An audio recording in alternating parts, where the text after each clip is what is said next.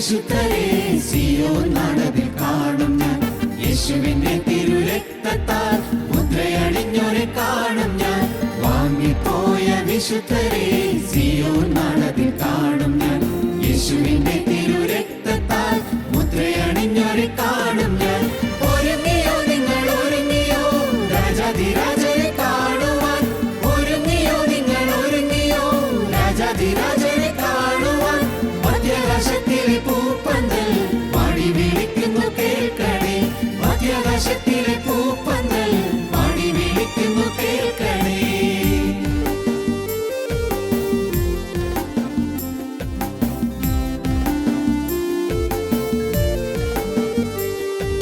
കർത്താവിൻ ഗംഭീരനാദവും മീഖായേൽ ദൂതന്റെ ശബ്ദവും ദൈവത്തിൻ കാഹളധ്വനിയതും കേൾക്കുമ്പോൾ പറന്നു പോകും ഞാൻ. കർത്താവിൻ ഗംഭീരനാദവും മീഖായേൽ ദൂതന്റെ ശബ്ദവും ദൈവത്തിൻ കാഹളധ്വനിയതും കേൾക്കുമ്പോൾ പറന്നു പോകും ഞാൻ. ഒരുങ്ങിയോ നിങ്ങൾ, ഒരുങ്ങിയോ രാജാധിരാജനെ കാണുവാൻ. ഒരുങ്ങിയോ നിങ്ങൾ, ഒരുങ്ങിയോ രാജാധിരാജനെ കാണുവാൻ. മധ്യാകാശത്തിലെ പൂപ്പന്തൽ പാടി വിളിക്കുന്നു കേൾക്കണേ. മധ്യാകാശത്തിലെ പൂപ്പന്തൽ പാടി വിളിക്കുന്നു കേൾക്കണേ.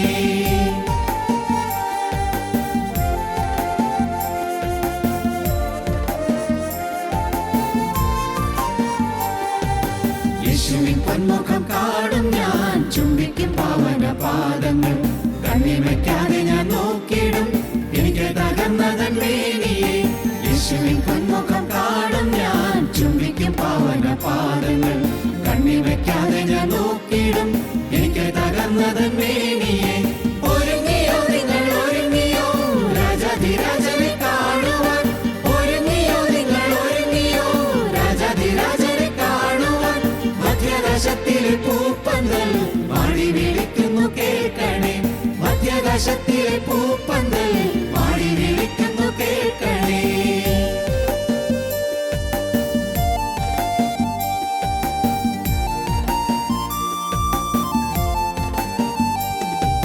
ക്രിസ്തുവിൽ നിദ്ര പ്രാപിച്ചവർ ഏവരും ഉയർപ്പുമാദിനം. അന്നു ഞാൻ സന്തോഷിച്ചാർത്തിടും എൻ പ്രിയ ജനത്തെ കാണുമ്പോൾ. ക്രിസ്തുവിൽ നിദ്ര പ്രാപിച്ചവർ ഏവരും ഉയർപ്പുമാദിനം. അന്നു ഞാൻ സന്തോഷിച്ചാർത്തിടും എൻ പ്രിയ ജനത്തെ കാണുമ്പോൾ. ഒരുങ്ങിയോ നിങ്ങൾ, ഒരുങ്ങിയോ രാജാധിരാജനെ കാണുവാൻ. ഒരുങ്ങിയോ നിങ്ങൾ, ഒരുങ്ങിയോ രാജാധിരാജനെ കാണുവാൻ. മധ്യാകാശത്തിലെ പൂപ്പന്തൽ പാടി വിളിക്കുന്നു കേൾക്കണേ. മധ്യാകാശത്തിലെ പൂപ്പന്തൽ പാടി വിളിക്കുന്നു കേൾക്കണേ.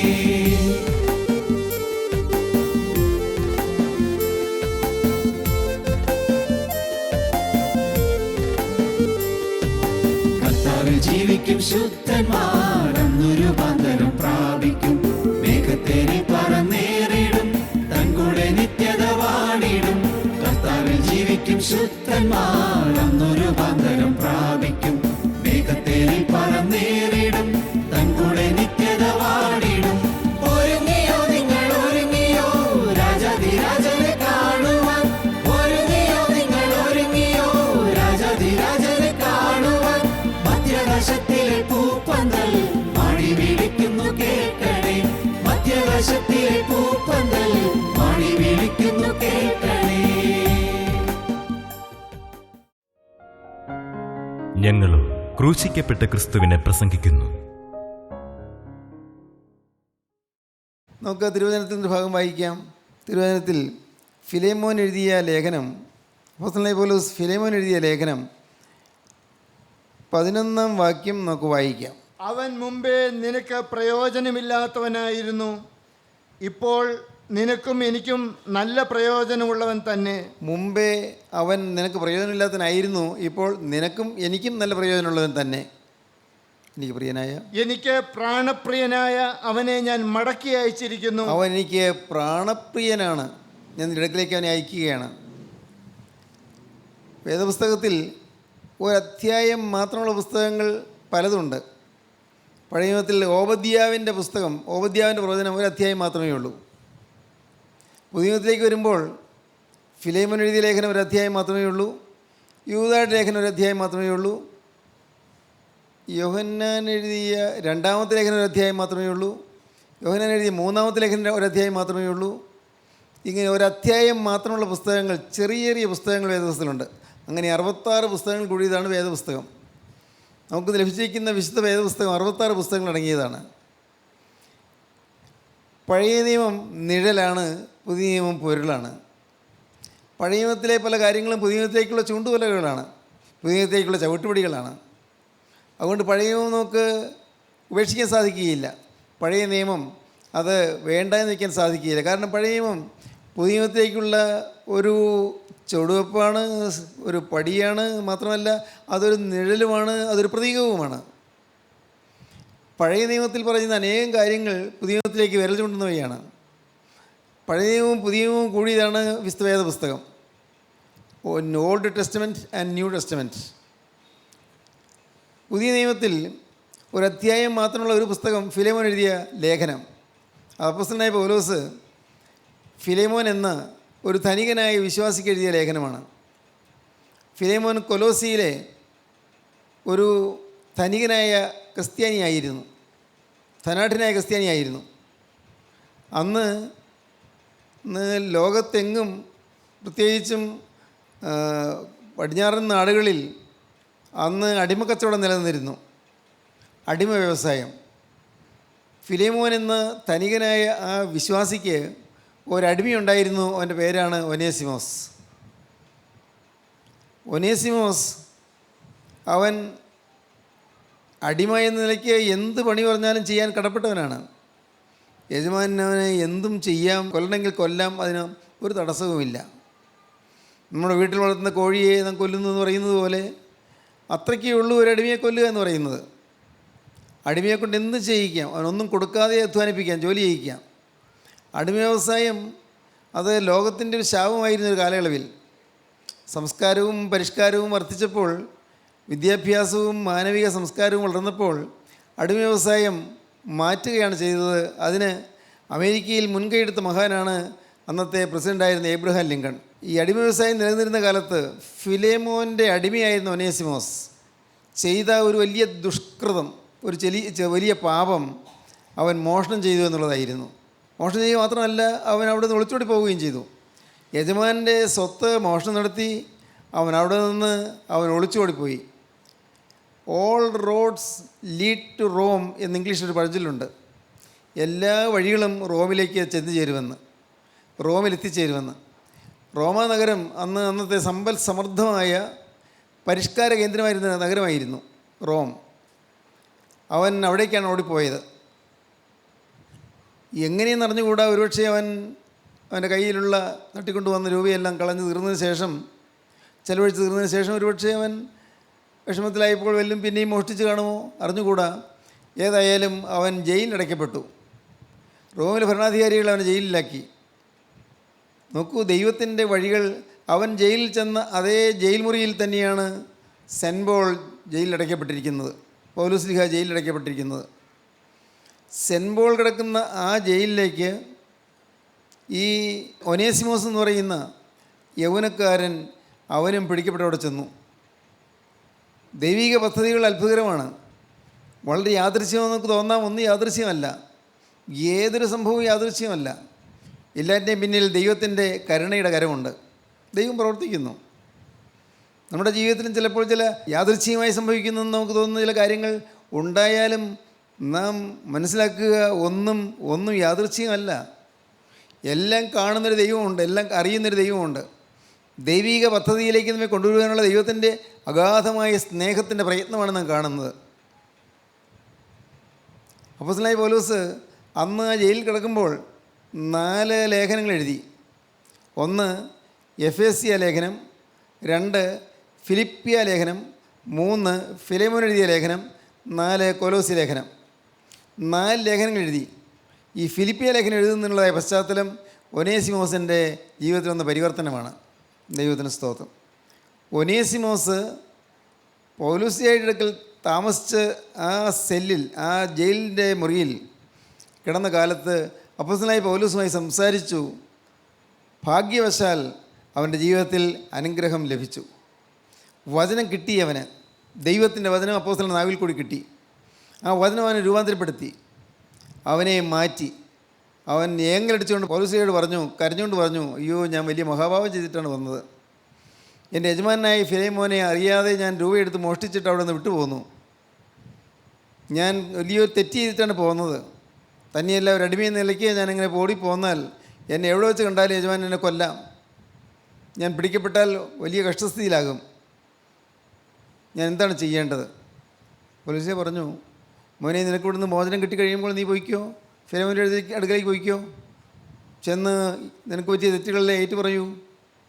അയ്യോ, എനിക്ക് പേടിയാകുന്നു, അദ്ദേഹം എന്നെ കൊല്ലും. കാരണം അദ്ദേഹം ഞാൻ കണ്ടെടുത്തോളം എൻ്റെ ജീവിതത്തിൽ ഞാൻ അനുഭവിച്ചെടുത്തോളം നല്ലൊരു വിശ്വാസിയാണ്. എങ്കിലും ഇത്രയും ക്രൂരകൃത്യം ചെയ്തു പോയ എന്നെ അദ്ദേഹം വച്ചേക്കുകയില്ല, ഞാൻ എൻ്റെ അടിമയല്ലേ. പോലീസ് പറഞ്ഞു, ഞാൻ നിനക്കൊരു എഴുത്ത് തരാം. ഈ എഴുത്ത് നീ കൊണ്ടുപോയി അവിടെ നിൻ്റെ യജമാനായ ഫിലേമോന് കൊടുക്കുക. ഞാൻ തരുന്ന എഴുത്ത് നീ കൊണ്ടുപോയി കൊടുക്കുക. നീ വേറെ ഒന്നും ചെയ്യണ്ട, നീ ഒരു വിശദീകരണവും പറയണ്ട, ഈ എഴുത്തം കൊടുത്താൽ മതി. ദൈവത്തിന് സ്തോത്രം. പ്രിയപ്പെട്ടവരെ, വലിയൊരു മർമ്മപ്രധാനമായ കാര്യം ഇവിടെ ഉണ്ട്. നമുക്ക് വേണ്ടി നാം മാനസാന്തരപ്പെടുമ്പോൾ നമുക്ക് വേണ്ടി നിത്യപിതാവിൻ്റെ സന്നിധിയിൽ ഒരു എഴുത്തുമായി, നമുക്കുള്ള ഒരു സർട്ടിഫിക്കറ്റുമായി, നമുക്ക് വേണ്ടിയുള്ള അഭയയാചനയുമായി, നമുക്ക് വേണ്ടിയുള്ള മധ്യസ്ഥതയുമായി കടന്നു ചെല്ലുന്ന കർത്താവായ യേശു ക്രിസ്തു. ഇന്നും യേശു ക്രിസ്തു ജീവിക്കുന്നു. അവൻ സ്വർഗത്തിലേക്ക് കയറി പിതാവിൻ്റെ വലത്തുഭാഗത്തിരിക്കുന്നു. എന്നാൽ അവൻ നമുക്ക് വേണ്ടി പക്ഷപാതം കഴിച്ചുകൊണ്ടിരിക്കുന്നു, നമുക്ക് വേണ്ടി മധ്യസ്ഥം വഹിച്ചുകൊണ്ടിരിക്കുന്നു. പിതാവേ, ഇവർ ചെയ്യുന്ന ഇന്നതായി അറിയായാലും ഇവർ ക്ഷമിക്കണമേ എന്ന്. നമ്മെ സ്നേഹിക്കുന്ന ക്രിസ്തുവിൻ്റെ അമൂല്യ സ്നേഹം, അഗാധ സ്നേഹമാണ് നമ്മൾ കാണുന്നത്. ക്രിസ്തുവിൻ്റെ സ്നേഹം നമ്മെ നിത്യജീവനിലേക്ക് അടുപ്പിക്കാനുള്ള ദൈവത്തിൻ്റെ സ്നേഹത്തിൻ്റെ പ്രയത്നമാണ് ഇവിടെ കാണുന്നത്, സ്നേഹത്തിൻ്റെ അധ്വാനം. പ്രിയപ്പെട്ടവരെ, ഇന്ന് ഇത് നിങ്ങൾ കേട്ടുകൊണ്ടിരിക്കുമ്പോഴും നിങ്ങൾ ഓർക്കുക, നിങ്ങളെ സ്നേഹിക്കുന്ന ക്രിസ്തു ജീവിക്കുന്നുണ്ട്. നിങ്ങൾ എത്ര കൊടും ക്രൂര പാതകങ്ങൾ ചെയ്തവരാണെങ്കിലും നിങ്ങളുടെ സകല പാപവും പൊക്കുവാൻ നിങ്ങൾക്ക് വേണ്ടി തൻ്റെ തിരരക്തം കാണിച്ചുകൊണ്ട് മധ്യസ്ഥ വഹിക്കുന്ന കർത്താവായ യേശു ക്രിസ്തു ഉണ്ട്. പിതാവേ, ഈ മകന് വേണ്ടിയല്ലേ ഞാൻ ക്രൂശിൽ മരിച്ചത്, ഈ മകൾക്ക് വേണ്ടിയല്ലേ ഞാൻ കുറ്റമില്ലാത്ത രക്തം ചിന്തിയത്, ഞാൻ പാവം ചെയ്തിട്ടല്ലല്ലോ ഞാൻ ശിക്ഷയേറ്റത്.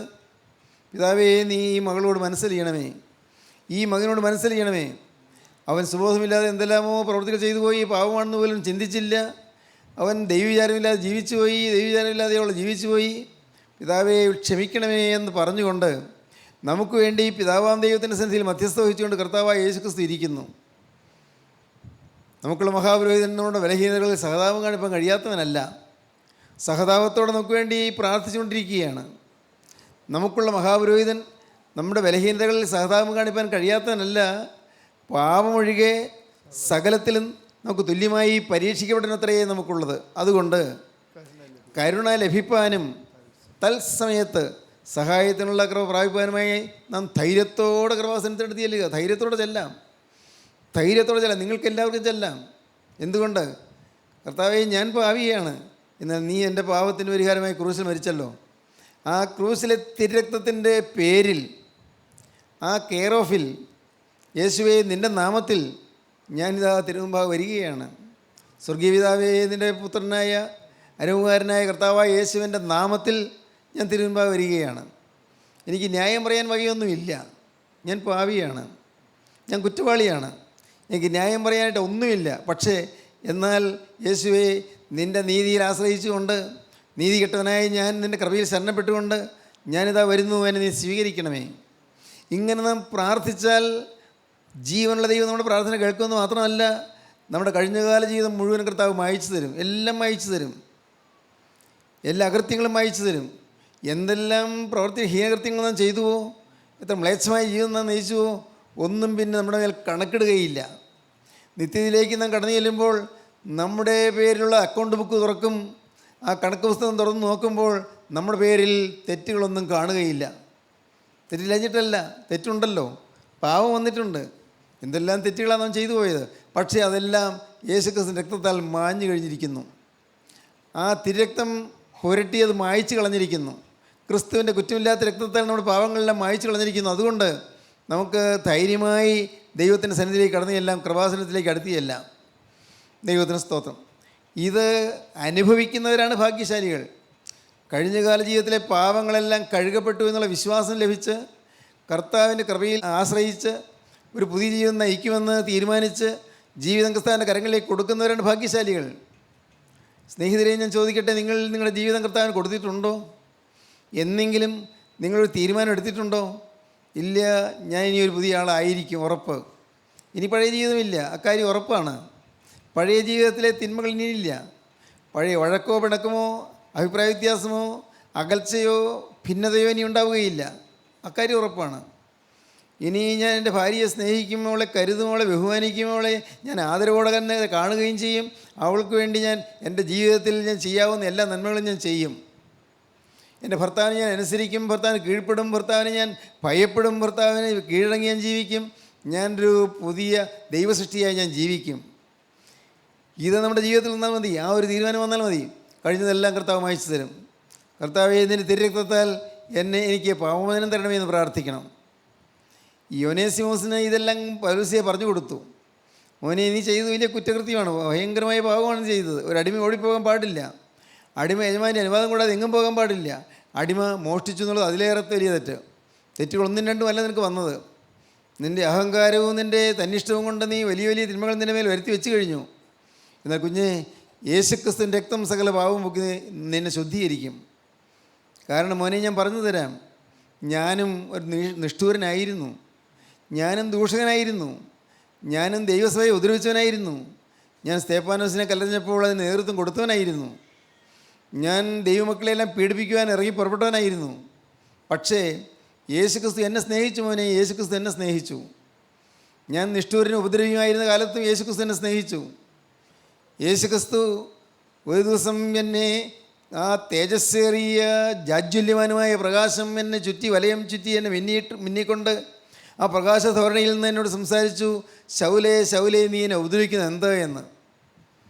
ഞാൻ അത്ഭുതപ്പെട്ടു പോയി. ഇതുപോലെ ശബ്ദം ഞാൻ കേട്ടിട്ടില്ല, ഇതുപോലെ ഒരു ശബ്ദം ഞാൻ കേട്ടിട്ടില്ല. അതെനിക്ക് ചിന്തിക്കാൻ വയ്യാത്തൊരു ശബ്ദമാണ്. ഭൂമിയിൽ ആരുടെയും മുഖത്തുനിന്ന് കേട്ടിട്ടില്ലാത്തൊരു ശബ്ദം, ഹൃദയത്തെ തകർക്കുന്നൊരു ശബ്ദം, ഹൃദയത്തെ വെട്ടിപ്പിളരുന്നൊരു ശബ്ദം. ശൗലേ ശൗലേ, നീ എന്നെ ഉപദ്രവിക്കുന്നതെന്നാണ് എൻ്റെ കർത്താവിനോട് ചോദിച്ചത്, യേശുവിനോട് ചോദിച്ചത്. അവിടെ കണ്ണുകാഴ്ചയില്ലാത്തനായി ഞാൻ അവിടെ വീട് കിടന്നുകൊണ്ട്, അവിടെ നടു റോഡിൽ വീട് കിടന്നുകൊണ്ട്, ആ ദമസ്കോസ് റോഡിൻ്റെ ആ ഓരത്തെ ഞാൻ കവണ്ണ് കിടന്നുകൊണ്ട്, ആ പ്രകാശധോരണിയിലേക്ക് നോക്കാൻ കഴിവില്ലാതെ എൻ്റെ കണ്ണുകൾ അന്ധമായി പോയ സമയത്ത്, കാഴ്ച മങ്ങിയവനായ സമയത്ത് ഞാൻ പറഞ്ഞു, നീ ആരാകുന്നു കർത്താവേ എന്ന്. മോനെ, നീ കേൾക്കുന്നുണ്ടോ എൻ്റെ അനുഭവ സാക്ഷ്യം? എൻ്റെ അനുഭവം എന്താണെന്ന് നീ കേൾക്കുന്നുണ്ടോ? ഞാൻ പറഞ്ഞു തരാം. അന്ന് ഞാൻ കേട്ടു യേശുവിൻ്റെ സ്വരം. ആദ്യം കേട്ടത് ശൗലേ ശൗലേ, നീ എന്നെ ഉപദ്രവിക്കുന്നത് എന്ത് എന്നാണ്. എന്നാൽ നീ ആരാകുന്ന കർത്താവ് ഞാൻ ചോദിച്ചപ്പോൾ രണ്ടാമത്തെ ശബ്ദം കേട്ടു, നീ ഉപദ്രവിക്കുന്ന യേശു ആകുന്നു ഞാൻ. സ്തോത്രം. നീ ഉപദ്രവിക്കുന്ന യേശു ആകുന്നു ഞാൻ എന്നുള്ള ശബ്ദം ഞാൻ കേട്ടു. എൻ്റെ മോനെ, അന്ന് ഈ ജീവിതം ക്രിസ്തുവിന് സമർപ്പിച്ചു. അതുവരെ ഞാൻ അറിയപ്പെടുന്ന ഒരു വലിയ ഭക്തനായിരുന്നു. ഞാൻ യഹൂദ മതത്തിൽ മുൻപനായിരുന്നു. ഞാൻ സന്നദ്ധ സംഘത്തിൽ വളരെ ഉന്നതമായ സ്ഥാനം അലങ്കരിച്ചിരുന്നയാളായിരുന്നു. ഹീബ്രു യൂണിവേഴ്സിറ്റിയിലെ പ്രൊഫസർ ഗമാലിയേലിൻ്റെ അരുമ ശിഷ്യനായിരുന്നു. ഞാനൊരു പണ്ഡിതനായിരുന്നു. ഞാൻ തത്വജ്ഞാനിയായിരുന്നു. അന്ന് അറിയപ്പെടുന്ന ഫിലോസഫേഴ്സിലെ ഞാൻ മുമ്പനായിരുന്നു. പക്ഷേ എൻ്റെ ജ്ഞാനവും എൻ്റെ അറിവും എൻ്റെ പഠിത്തവും എല്ലാം ഞാൻ വലിച്ചെറിഞ്ഞു. അതിനേക്കാളെല്ലാം പ്രിയങ്കരമായി എനിക്കൊരു ആളെ കിട്ടി, ഒരു സ്നേഹിതനെ കിട്ടി, എനിക്കൊരു നാഥനെ കിട്ടി, എനിക്കൊരു പ്രിയനെ കിട്ടി, എനിക്കൊരു ഉടമസ്ഥനെ കിട്ടി, എനിക്കൊരു കർത്താവിനെ കിട്ടി. യേശുക്രിസ്തുവിൻ്റെ ഹൃദയത്തേക്ക് എഴുന്നള്ളി വന്നു. ആ നീ എന്നെ ഉപദ്രവിക്കുന്നത് എന്നുള്ള ശബ്ദത്തിൽ കൂടി, നീ ഉപദ്രവിക്കുന്ന യേശു ആകുന്നു ഞാൻ എന്നുള്ള വചനത്തിൽ കൂടി എൻ്റെ ഉള്ളിലേക്ക് വചനം കടന്നപ്പോൾ യേശു എൻ്റെ ഉള്ളിലേക്ക് കടന്നു വരികയായിരുന്നു. വചനം കടന്നപ്പോൾ യേശു വന്നു. സ്തോത്രം. മോനെ, നിനക്കും മനതിരിയാം, നിനക്കും നല്ല കാലം തുടങ്ങാം. ഒനേസിമോസ് ഏങ്ങലടിച്ച് കരയാൻ തുടങ്ങി. ഒനേസിമോസ് പറഞ്ഞു, അയ്യോ എനിക്ക് ഒരു വിധത്തിലും സമാധാനം കിട്ടുന്നില്ലല്ലോ. ഞാൻ അത്ര കൊടുങ്ക്രൂര പാതകമാണല്ലോ ചെയ്തു പോയത്. ഞാൻ യജമാനെ വിട്ട് ഓടിപ്പോകുന്നല്ലോ, ഞാൻ മോഷ്ടിച്ചുകൊണ്ട് പോകുന്നല്ലോ, എനിക്കൊരു ശാന്തിക്കൊരു മാർഗം കാണുന്നില്ലല്ലോ. ഞാൻ എന്തു പറഞ്ഞ് യജമാൻ്റെ അടുക്കലേക്ക് ചെല്ലും? കുഞ്ഞെ, ഞാൻ പറഞ്ഞു തരാം. ഈ ഫിലേമോൻ എന്ന നിൻ്റെ യജമാനൻ എനിക്ക് വളരെ പ്രിയനാണ്, എന്നെ വലിയ ബഹുമാനവുമാണ്. കാരണം എൻ്റെ വചനം കേട്ടാണ് അവൻ മാനസാന്തരപ്പെട്ടത്. അതുകൊണ്ട് ഫിലേമോൻ ഞാൻ എഴുത്ത് തന്നാൽ ആ എഴുത്ത് അദ്ദേഹം അതുപോലെ സ്വീകരിക്കും. ദൈവത്തിന് സ്തോത്രം. സഹോദരങ്ങളെ, ഇന്ന് ഈ വാക്കുകളെ നിങ്ങൾ കേട്ടുകൊണ്ടിരിക്കുമ്പോൾ നിങ്ങൾക്ക് യേശുക്രിസ്തുവിൻ്റെ സമാധാന ദൗത്യവുമായി നിങ്ങൾക്ക് ഇറങ്ങാം. യേശുക്രിസ്തുവിൻ്റെ സുവിശേഷ ദൗത്യവുമായി നിങ്ങൾക്ക് ഇറങ്ങാം. യേശുക്രിസ്തുവിൻ്റെ രക്ഷാ സന്ദേശവുമായി നിങ്ങൾക്ക് ഇറങ്ങാം. യേശുക്രിസ്തു വരുന്നതായ സമാധാനത്തിൻ്റെ സന്ദേശവുമായി നിങ്ങൾക്ക് ഇറങ്ങാം. യേശുക്രിസ്തു വരുന്നതായ സുവിശേഷ സത്യങ്ങളുടെ അത്ഭുതകരമായ പ്രപഞ്ചത്തിലേക്ക് അനേകരെ നിങ്ങൾക്ക് ആകർഷിക്കാം. സ്തോത്രം. നിങ്ങൾക്ക് വേണമെങ്കിൽ സാധിക്കും. നിങ്ങളുടെ യാതൊരു യോഗ്യതയും കർത്താവ് നോക്കുന്നില്ല. അതിന് യോഗ്യത വേണ്ട, അതിന് ഡിഗ്രി വേണ്ട, അതിന് പഠിത്തം വേണ്ട, അതിന് പാണ്ഡിത്യം വേണ്ട, അതിന് ശാസ്ത്രജ്ഞാനം വേണ്ട, ഒന്നും വേണ്ട. ആകെ വേണ്ടത് ഒരു ശുദ്ധ മനസ്സ്. എൻ്റെ കർത്താവേ, ഞാൻ പാവിയായ ഒരു മനുഷ്യൻ. ഒരു തുറന്ന ഹൃദയം. കർത്താവേ, ഞാൻ പാവിയായ ഒരു മനുഷ്യൻ. എനിക്ക് രക്ഷപ്പെടണമെന്ന് ആഗ്രഹമുണ്ട്. ദൈവരാജ്യത്തിൽ പോകണമെന്ന് എനിക്ക് ആഗ്രഹമുണ്ട്. കർത്താവേ, നീ എന്നോട് ക്ഷമിക്കണമേ, അല്ലെങ്കിൽ ഞാൻ എന്ത് ചെയ്യും? എൻ്റെ കർത്താവേ, നീ എന്നോട് പൊറുക്കണമേ. ഒരിക്കലും പൊറുക്കാനാവാത്ത പാവങ്ങൾ പോലും ചെയ്തവനാണ് ഞാൻ. കർത്താവേ, ഞാൻ നിൻ്റെ തിരുമുമ്പാകെ ഞാൻ വേദനയോടെ അടുത്ത് വരുന്നു, അനുതാപത്തോടെ അടുത്ത് വരുന്നു. എൻ്റെ കർത്താവേ, എന്നോട് നീ മനസ്സലിയണമേ. ദൈവത്തിന് സ്തോത്രം. പ്രിയപ്പെട്ടവരെ, ഇങ്ങനെ നിങ്ങൾ പ്രാർത്ഥിക്കുമ്പോൾ നിങ്ങൾക്ക് ക്രിസ്തുവിൻ്റെ വചനത്തിൻ്റെ ശക്തി നിങ്ങളിലേക്ക് പകരുകയും ക്രിസ്തു നിങ്ങളെ കൈക്കൊള്ളുകയും ചെയ്യും. നിത്യനായ പിതാവ് നിങ്ങളെ സ്വീകരിച്ച് തൻ്റെ പുത്രൻ്റെ രക്തത്താൽ നിങ്ങളെ വീണ്ടെടുത്ത് നിങ്ങളെ തൻ്റെ കരങ്ങളിലേക്ക് സ്വീകരിച്ച് തൻ്റെ രാജ്യത്തിലേക്ക് അവകാശം തന്ന് അനുഗ്രഹിക്കും. അതൊരു മഹാഭാഗ്യം അത്രേ. ദൈവത്തിന് സ്തോത്രം. ദൈവത്തിന് വലിയ നാമം മഹത്വപ്പെടട്ടെ. സഹോദരങ്ങളെ, ഇന്നത് കേട്ടുകൊണ്ടിരിക്കുമ്പോൾ നിങ്ങൾക്കതുപോലെ തീരുമാനമെടുക്കാം. മുമ്പേ പ്രയോജനമില്ലാത്തവനാണ്, പക്ഷേ ഇപ്പോൾ പ്രയോജനമുണ്ട്. മുമ്പേ പ്രിയനല്ലാത്തവനാണ്, ഇപ്പോൾ പ്രിയനാണ്. ഒരു പുതിയ തീരുമാനം നിങ്ങൾക്കെടുക്കാം. മുമ്പേ ഒരു പ്രയോജനം ഉണ്ടായിരുന്നില്ല. ആർക്ക്? ദൈവത്തിന് പ്രയോജനമില്ല, മനുഷ്യർക്കും പ്രയോജനമില്ല. നമ്മൾ വിചാരിച്ച് മനുഷ്യർക്ക് പ്രയോജനമുള്ളവനാണെന്ന്. ഇല്ല മോനെ, ഇല്ല. നീ മനുഷ്യർക്കൊന്നും പ്രയോജനപ്പെട്ടില്ല. കഴിഞ്ഞ കാലങ്ങളെല്ലാം വ്യർത്ഥമായി പോയില്ലേ? കഴിഞ്ഞ കാലങ്ങൾ എല്ലാം പാഴായി പോയില്ലേ? എന്തുണ്ട് നല്ലതെന്ന് അഭിമാനിക്കാൻ എന്തുണ്ട് നല്ലത്? ഏതെങ്കിലും കാര്യത്തിൽ നമുക്ക് പുകഴാൻ എന്തെങ്കിലും ഉണ്ടോ? പ്രശംസിക്കാൻ എന്തെങ്കിലും ഉണ്ടോ? ഇല്ല. എല്ലാം നാശോന്മുഖമായ കാര്യങ്ങൾ മാത്രം, എല്ലാം ക്ഷയോന്മുഖമായ കാര്യങ്ങൾ മാത്രം, എല്ലാം ശാപകരമായ കാര്യങ്ങൾ മാത്രം. മാതാപിതാക്കളെ ബഹുമാനിച്ചിട്ടുണ്ടോ? മാതാപിതാക്കളെ അനുസരിച്ചിട്ടുണ്ടോ? മാതാപിതാക്കളോട് ആദരവോടെ പെരുമാറിയിട്ടുണ്ടോ? അവരെക്കുറിച്ച് ആദരവോടും ബഹുമാനത്തോടും സ്നേഹത്തോടും കൂടി ഭയത്തോടു കൂടി അവരെ അനുസരിക്കാൻ തയ്യാറായിട്ടുണ്ടോ? അത് നിങ്ങളുടെ ഉള്ളത്തിൽ പുച്ഛവും വെറുപ്പും ഒരുപക്ഷെ ഈർഷ്യയും വന്നിരുന്നുവോ? നിങ്ങൾ മൂലം ആരുടെയെങ്കിലും ഹൃദയം നൊന്തിട്ടുണ്ടോ? ആരുടെയെങ്കിലും ഹൃദയം നോവാൻ ഇടയാക്കിയിട്ടുണ്ടോ? പ്രിയപ്പെട്ടവരെ, എല്ലാം പാപങ്ങളാണ്. നിങ്ങൾക്ക് ദൈവം തന്ന ഈ നല്ല ശരീരം, അത് ദൈവം തന്ന ആരോഗ്യമാണ്, ദൈവം തന്ന ശരീരമാണ്. ഈ ശരീരം അശുദ്ധിക്ക് വിട്ടുകൊടുത്തിട്ടുണ്ടോ? ഈ ശരീരത്തിലെ ഏതെങ്കിലും അവയവങ്ങൾ അശുദ്ധിക്ക് വിട്ടുകൊടുത്തിട്ടുണ്ടോ? നിങ്ങൾക്ക് സ്വയം ശോധന ചെയ്യാം. അശുദ്ധിക്ക് വിട്ടുകൊടുത്തതായി ഈ ശരീരം വിശദീകരിക്കാൻ യേശുക്രിസ്തു മാത്രമേ കഴിയുകയുള്ളൂ. ഈ ശരീരം ഇത് ഉയർത്തെഴുന്നേൽക്കേണ്ട ശരീരമാണ്. കർത്താവിൻ്റെ രണ്ടാമത്തെ വരവിൽ ഉയർത്തെഴുന്നേറ്റ് ഉന്നതങ്ങളിലേക്ക് പറക്കേണ്ട ശരീരമാണിത്. പുനരുദ്ധാന ശരീരം. അന്ന് കർത്താവിൻ്റെ കാഹളനാദത്തിങ്കൽ, പ്രധാനത്തിൻ്റെ ശബ്ദത്തിങ്കൽ, ദൈവത്തിൻ്റെ കാഹളനാദത്തിങ്കൽ, കർത്താവിൻ്റെ ഗംഭീരനാദത്തിങ്കൽ ഈ ശരീരം നമ്മുടെ കബറുകളിൽ നിന്ന് ഉയർത്തെഴുന്നേറ്റ് ആകാശത്തിലേക്ക് പറക്കേണ്ടതാണ്. അതിനുള്ള ശരീരമാണിത്. ഈ ശരീരം ഇന്ന് വിശദീകരിക്കപ്പെട്ടില്ലെങ്കിൽ അന്ന് ഉയർത്തെഴുന്നേൽക്കുകയില്ല. ഈ ശരീരം ഇന്ന് നമ്മുടെ കർത്താവിൻ്റെ രക്തത്താൽ കഴുകപ്പെട്ടില്ലെങ്കിൽ അന്ന് ഉന്നതങ്ങളിലേക്ക് പറക്കാൻ സാധിക്കുകയില്ല. ഇന്ന് പ്രയോജനമില്ലാത്തവനാണ്, എന്നാൽ ഇനിയും പ്രയോജനമുള്ളവനായി തീരും. ഇന്ന് പ്രിയനല്ലാത്തവനാണ്, ഇന്ന് ശത്രുവാണ്, എന്നാൽ നീ മിത്രമായി തീരും, നീ പ്രയോജനമുള്ളവനായി തീരും, നീ പ്രിയനായി തീരും. ദൈവത്തിന് സ്തോത്രം. ഈ മഹാഭാഗ്യത്തിലേക്ക് നിങ്ങൾക്ക് വേണമോ നിങ്ങൾക്ക് ഈ സൗഭാഗ്യം, നിങ്ങൾക്ക് ഈ അനുഗ്രഹം പ്രാപിക്കണമോ? എങ്കിൽ കർത്താവിൻ്റെ കൃപ നിങ്ങളിപ്പോൾ മാടി വിളിക്കുകയാണ്, അരികത്തേക്ക് ചേർത്തണയ്ക്കുവാൻ തൻ്റെ തൃക്കരം നീട്ടുകയാണ്. മോളെ, നീ എൻ്റെ കൈകളിലേക്ക് നിൻ്റെ ജീവിതം നീ തരിക. എൻ്റെ ഈ ആണിപ്പാടുള്ള കൈകളിലേക്ക് നിൻ്റെ ജീവിതം നീ തരിക. ഞാൻ വിശുദ്ധീകരിക്കുക. കർത്താവ് നിൻ്റെ കരം നീട്ടുകയാണ്. കൊടുക്കൂ എൻ്റെ കരങ്ങളിലേക്ക്, ഏൽപ്പിക്കൂ എൻ്റെ കരങ്ങളിലേക്ക്. ഈ നിസ്സാര ജീവിതം, നിസ്സാരമായ ആയുസ് എൻ്റെ കരങ്ങളിലേക്ക് കൊടുക്കൂ. ഒട്ടും താമസിക്കേണ്ട, ഇപ്പോൾ തന്നെ അവൻ്റെ കരങ്ങളിലേക്ക് കൊടുക്കൂ. അവനോട് വാക്ക് പറയൂ, യേശുവേ, ഞാൻ ഇനി മുതൽ പ്രയോജനമുള്ളവനായി തീരും. ദൈവത്തിൻ്റെ മനുഷ്യർക്കും പ്രയോജനമുള്ളവനായി ഞാൻ ഈ ഭൂമിയിൽ ജീവിക്കും. ദൈവത്തിന് മനുഷ്യർക്കും പ്രിയനായി ഞാൻ ഈ ഭൂമിയിൽ ജീവിക്കും. തീരുമാനിക്കൂ. നമുക്ക് ദൈവത്തെ മഹത്വപ്പെടുത്താം. നമുക്ക് പ്രാർത്ഥിക്കാം.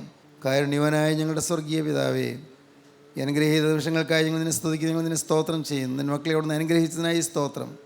കർത്താവേ, നിൻ്റെ മക്കളുടെ ഹൃദയത്തോടൊപ്പം സംസാരിച്ചതിനായി സ്തോത്രം. ഈ മക്കളെല്ലാം എൻ്റെ കരുണയുള്ള കർത്താവിൻ്റെ രാജ്യത്തിലേക്ക് അണയ്ക്കുവാൻ തക്കവണ്ണം സത്യമായ രൂപാന്തരം പ്രാപിക്കാൻ ഈ മക്കൾക്കെല്ലാം ഭാഗ്യം നൽകണമെന്ന് പ്രാർത്ഥിക്കുന്നു. എല്ലാവരെയും വാഴ്ത്തി അനുഗ്രഹിക്കണമേ. എല്ലാ നന്മകളാൽ നിറയ്ക്കണമേ. അവിടുത്തെ രണ്ടാമത്തെ വരവിന് വേണ്ടി ഞങ്ങളെ ഒരുക്കണമേ. യേശുക്രിസ്തുവിൻ്റെ മഹത്വപൂർണ്ണമായ നാമത്തിൽ പ്രാർത്ഥിക്കുന്ന കൃപയോടെ കേൾക്കണം പിതാവേ. ആമീൻ. ഹല്ലേലൂയ.